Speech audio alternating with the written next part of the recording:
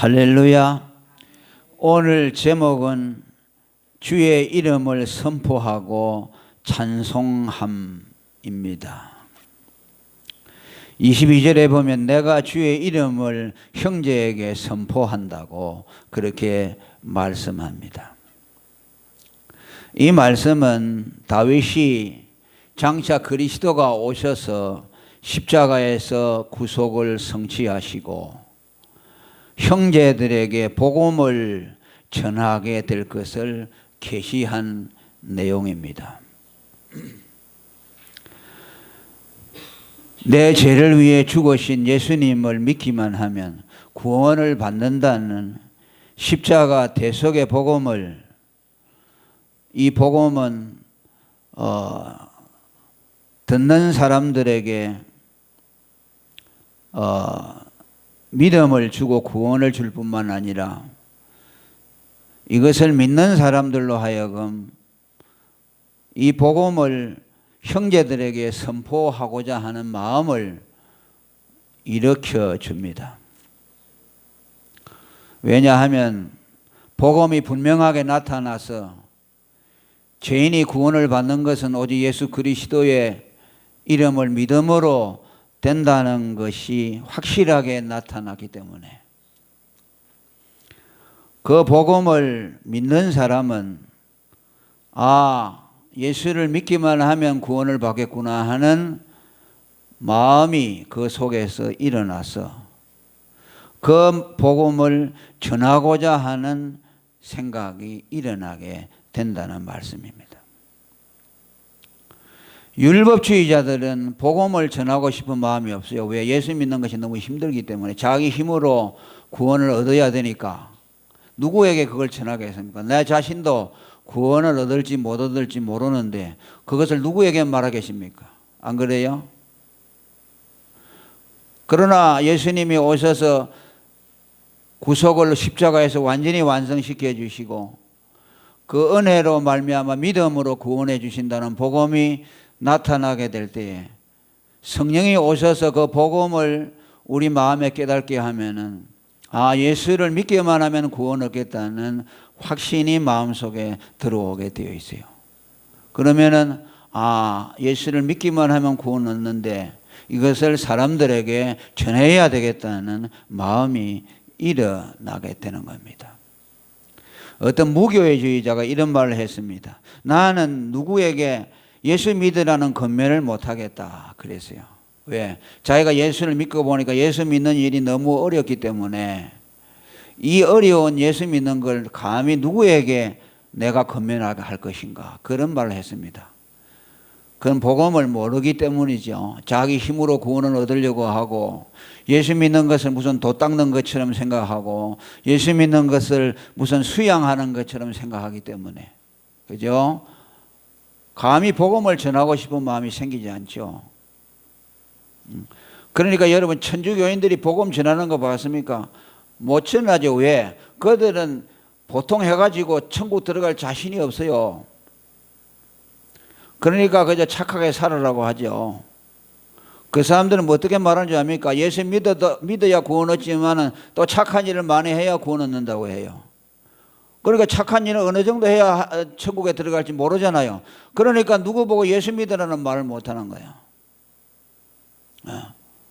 불교 같은 것도 마찬가지잖아요. 돌을 닦아서 108번뇌를 다 벗어버려야 저기들이 약속하는 무슨 그걸 얻는다고 하니까 누가 그걸 어려운 것을 갖다가 사람들 보고 권면을 하겠습니까? 그러나 복음은 그렇지 않잖아요. 할렐루야. 예수님이 다 이루어졌잖아요. 십자가에서 마지막에 운명하실 때 다 이루었다 하는 말씀은 우리가 구원받을 수 있는 모든 조건, 율법을 다 성취했다는 말씀이에요. 그래서 너희가 믿기만 하면 구원 얻을 수 있도록 내가 율법의 의의를 다 이루었다고 선포해 주셨습니다. 사도행전 4장 12절에도 말씀했죠. 구원 얻을 이름을 우리가 예수로 주셨다. 그 이름만 믿으면 구원을 얻도록 하셨습니다. 그래서 우리는 예수 이름을 자랑하죠. 예수 믿으세요. 예수 믿으세요. 그러죠. 예수라는 이름만 들려줘도 예수라는 이름 안에 뭐냐, 자기 백성을 죄의 죄에서 구원할 자라 하는 뜻이 있거든요. 그러니까 예수, 그냥 예수 하면 되는 거예요. 그 예수를 듣고 믿으면 구원을 받으니까. 그죠?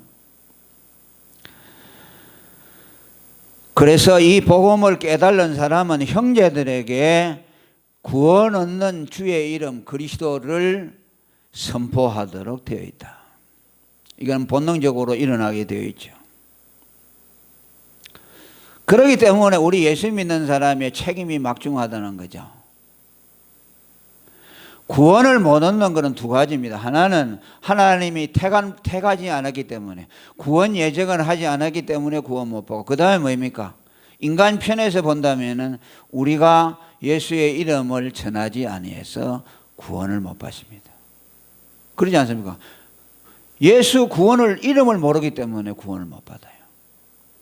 그러니까 우리는 택한 백성이 누군지 모르지요. 그건 하나님만이 아시지만은 예수가 당신 죄를 위해 죽었습니다라고 말을 할 때 하나님이 택한 백성이라면 그 말씀을 붙들게 되는 것이죠. 택한 백성이 아니라면 그 말씀을 믿지를 못하죠. 그래서 우리가 예수 이름을 증거하는 것에 의해서 구원이 세상 사람들의 구원에 달려 있으니까 우리가 복음을 말하느냐 안 하느냐는 생명을 좌우하는 문제죠. 고린도전서 9장 16절에 바울이 내가 복음을 전하지 않으면 화가 있다고 한 것은 뭐입니까? 구원이 내가 전하는 복음에 달려 있기 때문에. 물론 도 닦는 것처럼 이렇게 해서 구원을 받는다고 하면은 우리한테 책임을 묻을 수가 없어요. 왜? 그건 자기가 잘못해서 되는 거니까, 인간이. 도를 잘 못 닦아서 구원을 못 얻기 때문에 그 사람 책임이죠.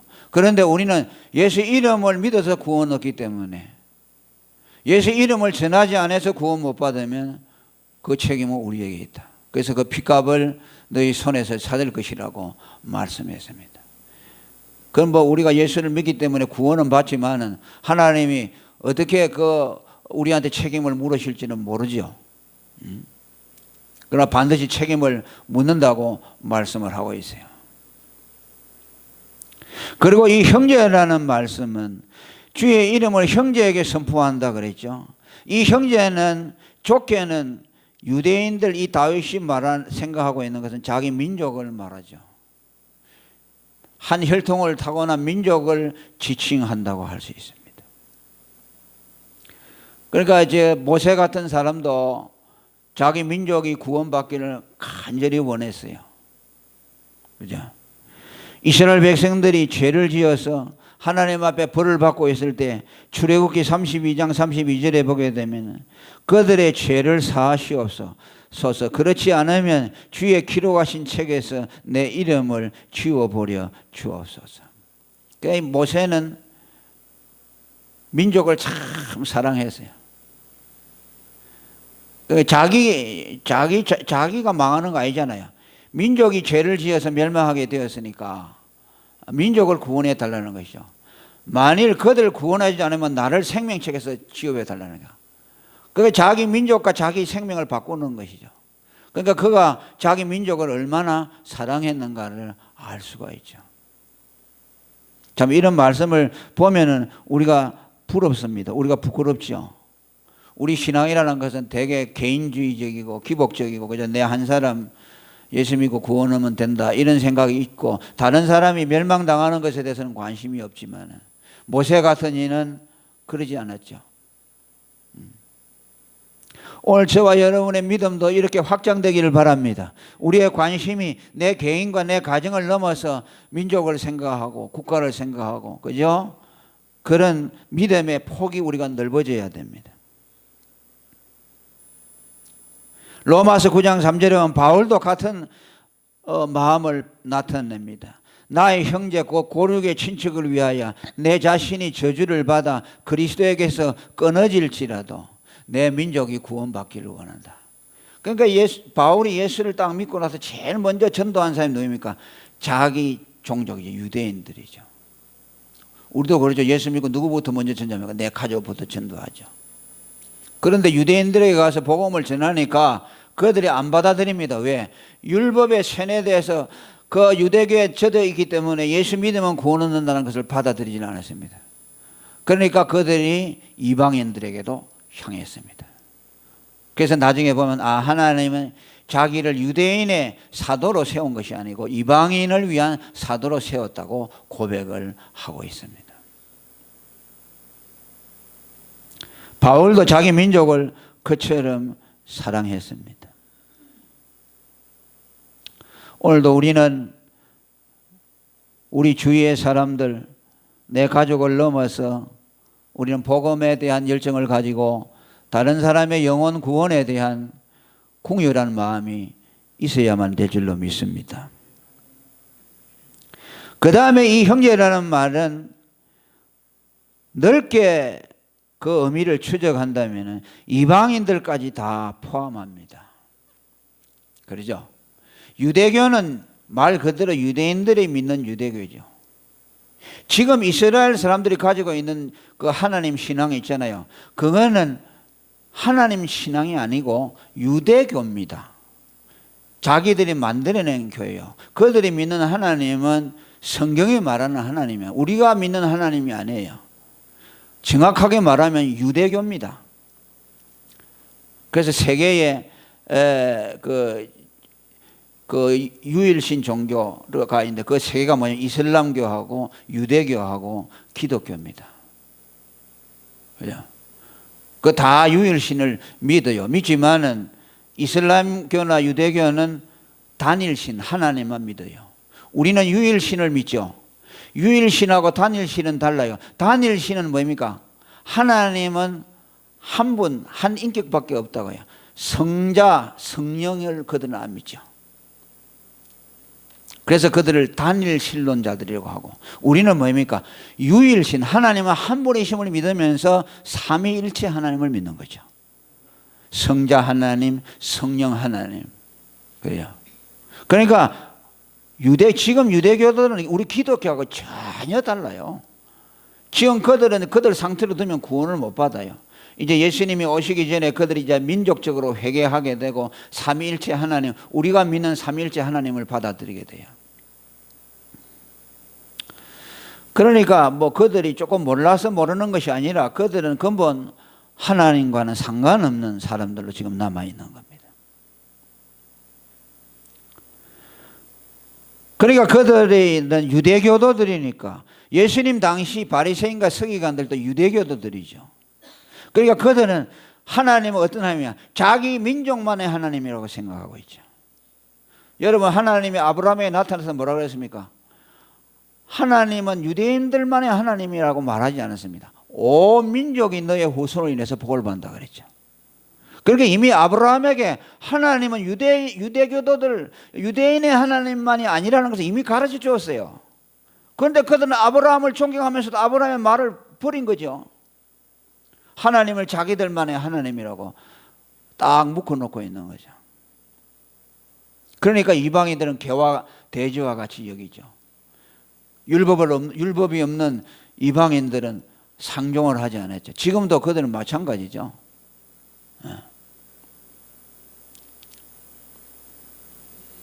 그래서 여기 형제라고 할 때는 유대교도적인 입장, 이스라엘의 민족 종교로서의 의미를 본다면 유대교에 갇히는 것이죠. 그러나 지금 다윗이 말씀하고 있는 것은 그것을 훌쩍 뛰어넘습니다.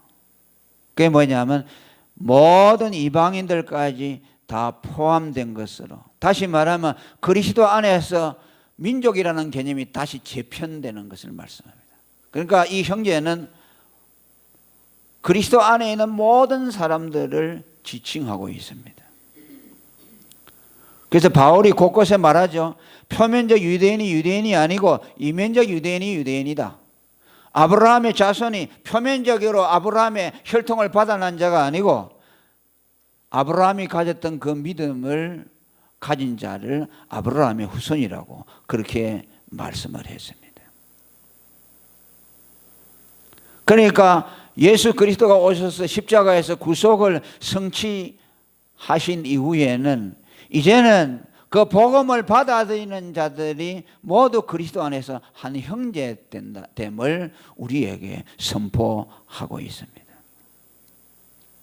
예수님은 하나님과 우리와의 사이에 막힌 담을 헐어주셨을 뿐만 아니라 민족과 민족 사이에 있는 담도 헐어주셨습니다. 소위 말하면 안창호 선생 말을 들으면 사회동포주의죠. 전부 한 동포라는 말씀이죠. 에베소 2장 12절에 보면 너희는 그리스도 밖에 있었고 이스라엘 나라 밖의 사람이라 라고 말씀했죠. 그런데 이는 누구를 두고 말합니까? 이방인들을 두고 하는 말이죠. 에베소 교회도 이방인들의 교회 아닙니까? 그러니까 이방인들을 향해 너희는 이스라엘 나라 밖의 사람들이다. 그러나 이제는 전에 멀리 있던 너희가 그리스도 예수 안에서 그리스도의 피로 가까워졌다고 말합니다. 이것은 누구를 말합니까? 이방인들과 유대인들, 이것이 개념이 없어져 버렸다는 것이죠. 하나님과 우리 사이의 담도 넘어지고 이방인을 개와 같이 여기던 그 경계심도 다 흐려져 버렸어. 그리스도 안에서 하나로 되었다고 말씀을 합니다. 16절 이하에도 보면 이 둘을 한 몸으로 하나님과 화목하게 하려 하셨다고 말했고 원수된 것을 십자가로 소멸하시고 먼데 있는 너희에게 평안을 전하고 가까운 데 있는 너희에게 평안을. 먼데 있다는 말은 이방인들을 말하고 가까이 있다는 말은 유대인들을 말하죠. 그 둘 사이가 하나가 되었다고 말씀합니다. 그래서 우리는 이제 예수를 믿는 사람은 하나님의 권속이 되었다고 에베소서 2장 19절에 말씀합니다. 그죠? 이제 이것이 영원히 계속되는 거죠.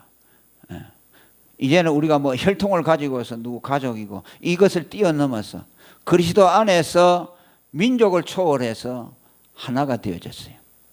그죠? 그래서 천국에 보면 그 시온산에 둘러선 많은 사람들, 민족과 방언과, 그죠? 그걸 다 넘어서서 수많은 자들이 함께 모여 있다 그러죠. 아마 천국에 올라가게 되면 그때는 우리끼리 이렇게 모이는 게 아니고 백인들, 흑인들, 황인종들 전부 다 모여가지고서 다 같이 함께 예배드리죠.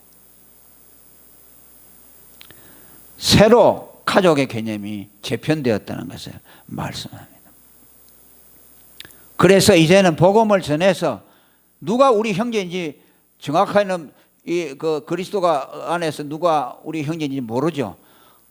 그러나 그들 가운데 그리스도 안에서 형제 될 자들이 있을 것을 알고 우리는 그들에게 복음을 전파하는 겁니다. 그 말은 다른 말로 한다면 하나님이 누구를 예정했는지 우리는 알지 못해요. 그렇기 때문에 누구에게든지 복음을 전해야 한다는 말씀입니다.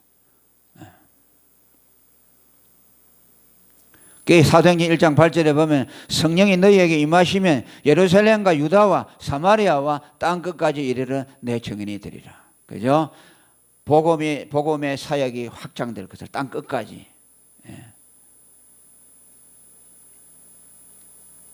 그 다음에 두 번째로 회중에서 주를 찬송하리이다 라고 말씀합니다. 22절 후반절이죠. 구원을 주시는 예수 그리스도 주의 이름을 선포하고 그 구원을 주시는 하나님을 생각할 때에, 그죠? 구원을 선포하고 예수의 이름을 자랑하게 되고 또 그 구원을 주신 하나님의 은혜를 생각하게 될 때에 우리는 주님을 찬송하게 된다는 말씀입니다. 그죠? 그러니까 구원이라는 것은 우리에게 기쁨을 갖다 주죠. 예수가 우리 죄를 위해서 죽었다는 말씀을 전하게 될 때에, 그죠? 그것을 믿으면서 기뻐하고 또 그 말씀을 형제들에게 전파하면서 우리 마음에 기쁨이 생겨나는 겁니다. 이 말은 무슨 말입니까? 우리 기쁨의 근원은 구원이라는 말씀이죠. 할렐루야. 우리 예수 믿는 사람이 왜 기뻐하느냐고 물어본다면 내가 구원받았기 때문에 기뻐한다고 말해야 됩니다. 이것으로 기뻐하지 못한다면 우리는 정상적인 그리스도인이라고 말할 수가 없습니다. 누가 여러분들에게 물어보면 당신이 왜 그렇게 즐겁습니까? 물어보면 나는 구원받았기 때문에 즐겁습니다. 그렇게 답해야 됩니다. 내가 돈이 많아서, 내가 건강해서, 이것이 아니죠. 베드로전서 1장 8절에 뭐라고 했습니까? 예수를 보지 못했으나 믿고 말할 수 없는 즐거움으로 기뻐하나니, 그러죠? 그러면서 뭐라고 합니까? 영혼의 믿음의 결국 영혼의 구원을 받음이라. 할렐루야. 한번 따라합니다. 믿음의 결국 영혼의 구원을 받음이라.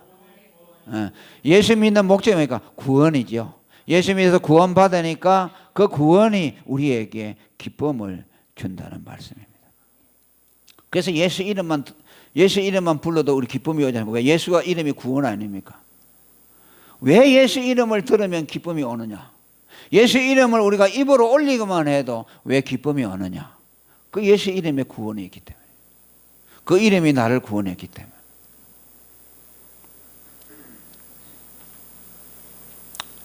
또한 구원의 복음을 말할 때에, 그죠? 우리 마음속에 기쁨이 온다는 말씀이죠. 형제에게 주의 이름을 선포하고 그 다음에 이어진 말씀이 회중에서 주를 찬송한다고 말이죠. 예수가 우리 죄를 위해서 죽었습니다라는 복음을 형제들에게 선포할 때에 우리 마음속에 기쁨이 생겨나고 찬송이 일어난다는 말씀입니다. 여러분들이 마음속에서 기쁨이 일어나고 주님에 대한 찬송을 경험하려면 복음을 전해보시면 그것을 경험하게 됩니다.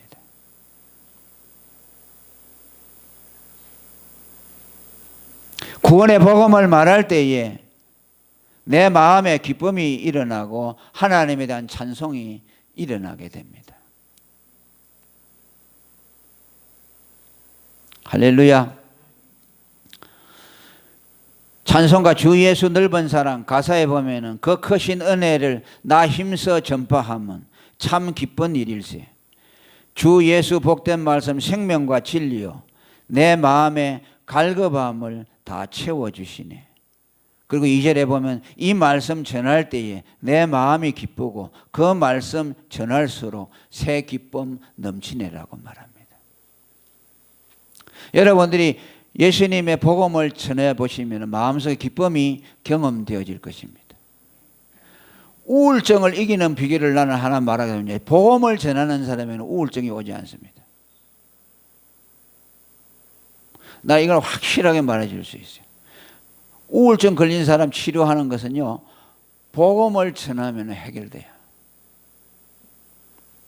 그러니까 예수 믿는 사람은 복음을 전하면서 기쁨으로 살면 우울증 같은 것은 다 사라지게 돼 있죠. 할렐루야.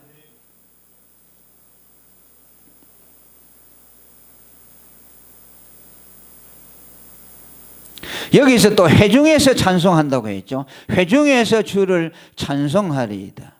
여기 회중은 뭐입니까? 예수 믿는 무리들을 말씀합니다. 오늘로 말하면 교회를 예표한다고 말할 수 있습니다. 혼자 찬송하는 것이 아니라 여럿이 어울려서 회중이 찬송한다는 말이죠. 더 구체적으로 말하면 성도들이 함께 모여 그리스도의 몸을 이루면서 찬송한다는 뜻입니다. 교회는 어떤 것입니까? 예수님의 피로 사신 그리스도의 몸입니다. 사도행전 20장 28절에 하나님이 자기 피로 사신 교회라고 말씀했습니다. 교회라는 것은 에클레시아, 따로 세상에서 떼어놓았다는 말씀이죠. 한 사람 한 사람이 교회인 동시에 그 교회인 개개인이 모여서 주님의 몸을 이루어서 무리를 지우게 되는 겁니다. 이 말은 우리의 신앙은 언제나 회중 가운데 존재돼야 한다는 말씀이죠. 나 혼자 예수 믿을 수 없다는 말씀이죠. 너희가 찬송할 때에 구원받은 무리들과 함께 찬송하라고 말씀합니다. 구원받은 무리들 14만 4천에 보니까 셀 수 없는 무리들이 모여서 하나님과 어린 양을 찬송하는 것을 사도 요한이 환상으로 보고 계시록에 기록하고 있습니다. 우리는 혼자서도 찬송하고 하지만은 항상 하나님의 교회를 중심으로 모여서 찬송하는 생활을 해야 합니다. 계속해서 23절은 말합니다. 구원받은 자들은 찬송해야 할 것을 말씀합니다. 자, 23절 한번 읽어봅니다. 시작.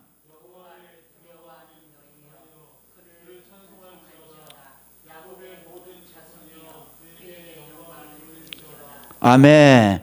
여호와를 두려워하는 너희여 찬송하라고 말합니다. 여호와를 두려워하는 사람들은 누구를 말씀합니까? 구약에는 복음이 완전히 나타나지 않았습니다. 그래서 구약에서 하나님을 믿는다는 말씀보다는 하나님을 두려워한다, 하나님을 경외한다는 것으로 많이 표현하고 있습니다. 만일 여러분 그 말씀을 신약과 연결 지우지 않고 그 말씀대로 받아서 듣는다면요, 우리는 역시 유대교도들처럼 흘러갈 위험이 많습니다. 여러분, 구약에서 복음을 깨달은 사람들은 복음이 확실하게 나타나지 않고 점진적으로 나타났지만은 장차 그리스도가 오셔서 그들의 죄를 대속해 주시고 구원해 주신다는 그 믿음을 가지고서 모든 신앙을 반추했습니다. 아벨이 양을 잡아가지고 제사를 드릴 때 왜 양을 잡았느냐? 그 양이 장차 오셔서 세상에 오셔서 자기 죄를 위해서 죽으실 것을 예표한다는 것을 보았습니다. 그냥 짐승만 드린 것이 아닙니다.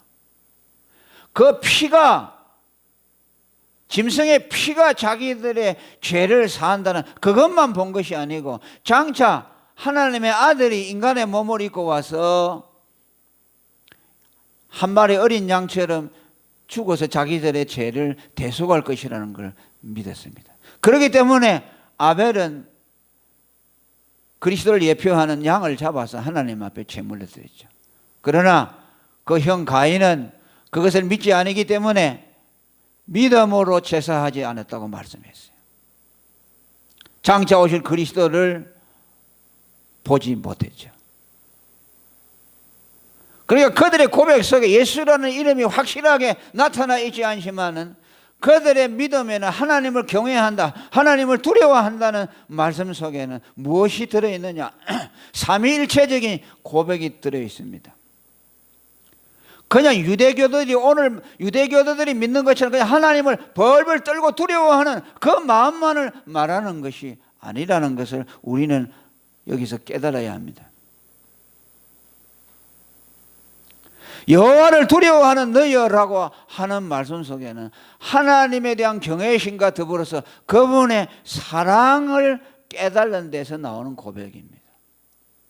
장차 하나님이 그의 아들을 보내서 그의 피로 구원해 주실 그 하나님의 사랑을 마음에 품고 이 말씀을 이해했습니다. 오늘로 말하면은 십자가의 구속을 받고 하나님을 경외하는 성도들이 갖는 마음을 예표한다고 볼 수 있어요. 하나님을 두려워하는 사람은 과연 어떤 사람이냐? 이것은 유대인과 이방인을 불문하고 예수 그리스도를 믿는 모든 사람들을 지칭하고 있습니다. 신구약을 통틀어서.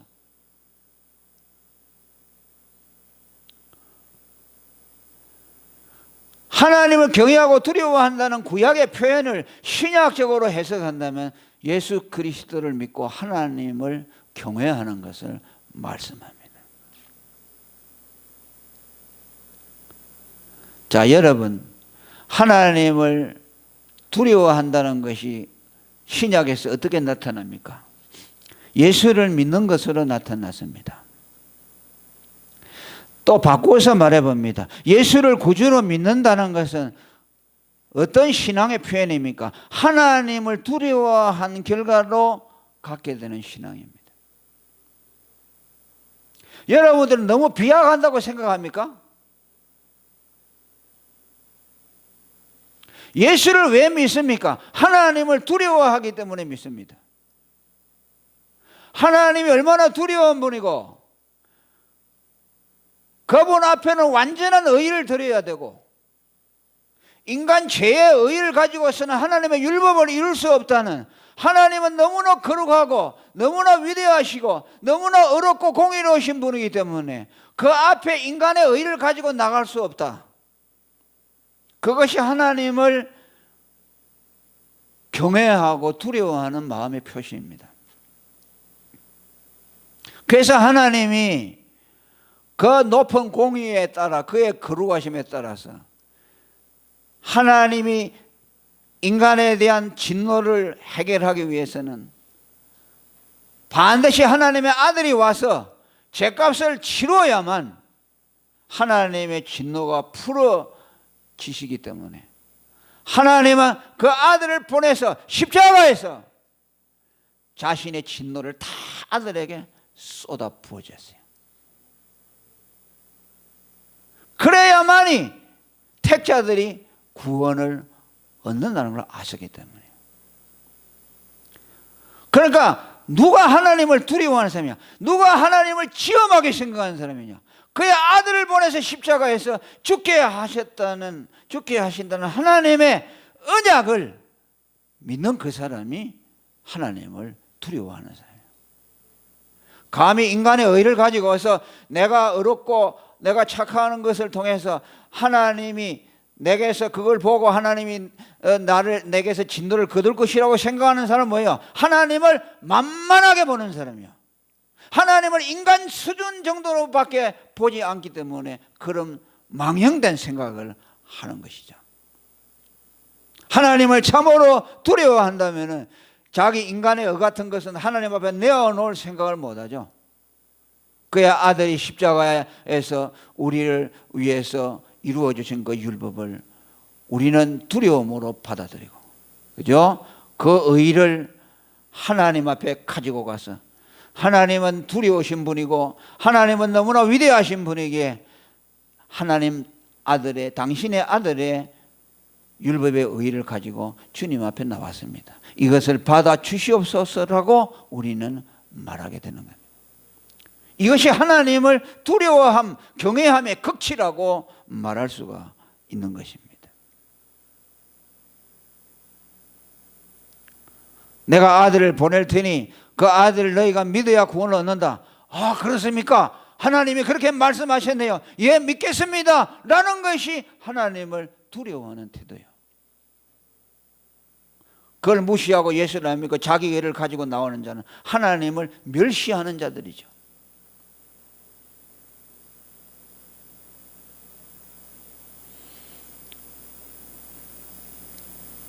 그래서 사도 베드로는 여러분, 이방인 유대인의 구분이 없이 예수 믿는 자를 하나님을 경외하는 자라고 규정했습니다. 그 고넬료 백부장의 집에 초대를 받아서 설교할 때에 뭐라 그랬습니까? 베드로가 입을 열어 가로되 참으로 하나님은 사람의 외모를 취하지 아니하시고 각 나라 중 하나님을 경외하며 의를 행하는 사람을 하나님이 받으시는 줄 깨달았도다. 할렐루야. 뭐요? 이방인과 유대인의 구분 없이 하나님을 경외하는 사람, 누구를 두고 지금 말하고 있습니까? 예수 그리스도를 믿는 사람을 염두에 두고 하는 말입니다. 할렐루야. 베드로는 성전 미문 앞에, 성전 문 앞에서 앉아있는 그 이방인 그 거지를 예수 이름으로 걷게하고 구원시켰죠. 그런 일들을 통해서 하나님은 이방인과 유대인 지위 고하를 막론하고 예수 그리스도를 믿기만 하면은 안전병이도 일어나고 하나님의 구원이 주어진다는 것을 경험했죠. 그래서 여기서 베드로가 하나님을 경외한다는 것은 예수 그리스도를 믿는 사람을 마음에 품고 말씀하고 있어요.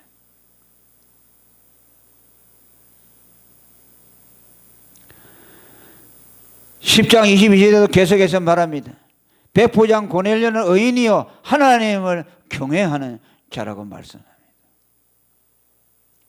베드로가 고넬료의 무엇을 보고 말했습니까? 예수 그리스도를 믿는 믿음을 보고 말했습니다. 유대교도들이 갖고 있는 하나님을 두려워하는 그 믿음을 보고 경외한다는 것이 아니라 예수 그리스도를 믿는 그 믿음을 보고 하나님을 두려워한다고 말씀했습니다.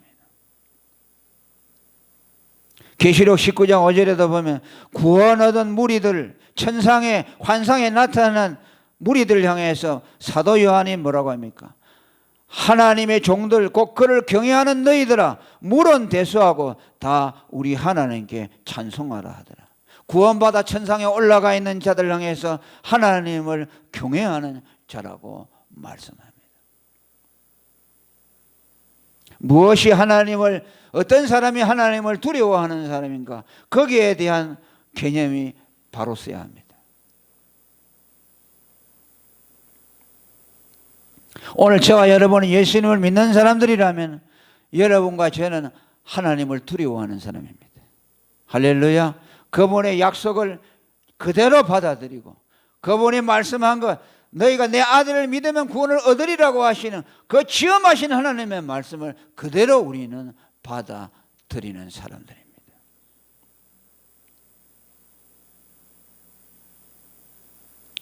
예수를 믿는 것보다 하나님을 높이는 일이 없습니다. 아멘. 예수를 믿는 것보다 하나님을 경외하는 사람이 없어요. 그래서 사도 요한복음 5장 23절에 너희가 아버지를 공경했으면 아들도 공경할 것이라고 말씀합니다. 왜 아들을 공경하지 아니하느냐? 그를 보내신 아버지를 공경하지 않기 때문에 아들을 공경하지 않는다고 말했어요. 아버지를 공경하는 것과 아들을 공경하는 것을 동일시하고 있습니다. 왜? 아버지와 아들은 하나이시죠. 일치이시죠. 보이지 않는 하나님이 보이는 육체를 입고 오신 분이 예수 그리스도입니다. 예수 그리스도를 믿지 아니하고 하나님을 경외한다고 하는 것은 거짓말이죠. 저와 여러분 예수 그리스도에 대한 믿음, 하나님이 그 아들을 통해서 우리에게 주신 그 약속을 믿는 믿음을 통해서 하나님을 두려워하는 믿음을 보여드리시기를 축원합니다. 그 다음에 구원받은 성도는 하나님께 영광을 돌려야 한다고 23절에 말씀합니다. 야곱의 모든 자손이여 그에게 영광을 돌릴지어다 라고 말씀합니다. 야곱의 모든 자손이라는 말은 좁은 의미로는 이스라엘 12지파를 말씀하죠. 그러나 넓은 의미로는 계시적으로는 예수 피로 구원받은 모든 사람들을 예표합니다. 이는 계시록 7장 4절에서 8절까지 구원받은 14만 4천의 숫자가 나오지요. 각 지파마다 12,000명씩 해서 12지파니까 합해서 14만 4천이라고 말합니다. 하나님의 입맞은 수라고 말하죠. 이것은 모든 지상에 구원받은 하나님의 자녀들의 숫자를 말씀합니다. 이것은 이단들 외에는 모든 신학자들이 일치되게 같이 동의하고 있는 내용입니다. 그래서 야곱의 모든 자손이라고 하는 말은 계시적인 의미로는 예수 믿는 사람들 야곱의 12지파를 예표하는 모든 그리스도인들을 의미한다고 볼 수가 있습니다. 이제 예수님이 오시고 나서는 혈통적 민족적인 구분은 다 없어져 버렸습니다. 요한복음 1장 47절에 보면은 예수께 나온 나다나엘을 보고 뭐라고 했습니까? 저는 참 이스라엘 사람이라고 말씀했습니다. 이제 이스라엘 사람이라는 것이 혈통에 의해서 결정되는 것이 아니라는 말씀이에요. 예수 그리스도를 믿는 그리스도인들 모두가 이스라엘 사람들입니다. 할렐루야. 그래서 이들을 바울 사도는 이면적인 이스라엘 사람, 이면적인 유대인이라고 말합니다. 지금 있는 저 팔레스타인의 이스라엘 나라 사람들은 표면으로는 이스라엘 사람들이지만은 영적인 의미로서는 이스라엘 사람이 아니라는 말이에요. 우리가 이스라엘 사람이야. 할렐루야. 저와 여러분이 이면적인 실상의 이스라엘 사람이라는 것이죠. 그러니까 나다나엘을 향해서 참 이스라엘 사람이라고 했죠. 빌립보서 3장 3절에도 참 할례당에 대해서 말씀합니다. 참 할례당은 누굽니까? 할례를 받은 이스라엘 사람들에게만 해당되는데 그 참 할례당의 정의를 뭐라고 말합니까? 예수로 자랑하고 성령으로 봉사하고, 그죠? 자기의 육체를 의지하지 아니하는 그 사람들이 참 이스라엘 사람이라는 거죠. 아멘. 따라합니다. 예수로 자랑하고 자기 육체를 신뢰하지 아니하고 성령으로 봉사하는 사람. 뭐입니까? 삼위일체 신앙이죠. 그죠? 하나님에 대해서 예수의 이름, 성령을 의지하고 모든 힘의 근원을 예수에게다가 두는 거죠.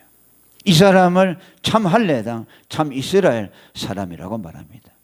그래서 참된 그리스도인들은 오직 하나님께 영광을 돌려야 한다는 말씀입니다. 여러분, 하나님이 왜 우리를 구원해 줬습니까? 하나님 자신의 영광을 위해서입니다. 할렐루야. 그게 두 가지 의미가 다 있어요. 우리를 사랑하기 때문에 우리를 구원해 주시죠. 우리를 그냥 둬서는 우리가 다 멸망에 이르니까 하나님이 그 독생자를 보내서 우리가 받을 모든 형벌을 다 아들에게 쏟아부어 주시고, 그래서 그 죄를 그 아들에게 다 가져와 가서 우리 죄를 사하여 주셨어요. 그래서 우리가 그 예수님의 공로로 말미암아 지옥 갈 자들이 지옥에서 천국으로 옮겨졌습니다. 아멘. 죽어야 될 자들이 살아났습니다. 하나님의 사랑이요. 그 다음에 또 하나는 뭡니까? 하나님 자신의 영광을 위해서입니다. 왜 하나님이 그 아들을 통해서 값없이 구원해 주었습니까? 우리 공로가 없으니까, 하나님이 은혜로 구원해 줬으니까, 너무나 감사하니까 하나님을 높일 수밖에 없죠. 만약 우리의 공로로 구원을 얻는다면 하나님의 영광을 받을 수 없어요. 왜? 내가 내 노력으로 구원받았는데 영광 돌릴 게 뭐가 있습니까? 그런데 우리는 처음부터 끝까지 하나님의 은혜로 구원해 주었기 때문에 우리 구원받은 사람들은 하나님을 영화롭게 하고 오직 하나님 영광을 위해서 살아가게 되어 있습니다. 시편 79편 9절에 우리 구원의 하나님이여 주의 이름의 영광을 위하여 우리를 도와주시며 주의 이름을 위하여 우리를 건지시며 우리 죄를 사하라고 말씀합니다. 고린도전서 10장 31절에도 너희는 먹든지 마시든지 무엇을 하든지 다 하나님의 영광을 위해서 하라고 말합니다. 우리 구원받은 사람이요 하는 모든 것은 하나님의 영광이어야 됩니다. 아멘. 우리 인생관은 뭐냐면요, 예수 믿는 사람하고 당신의 인생관이 뭐요 물어보면요, 하나님의 영광을 위해서 사는 겁니다.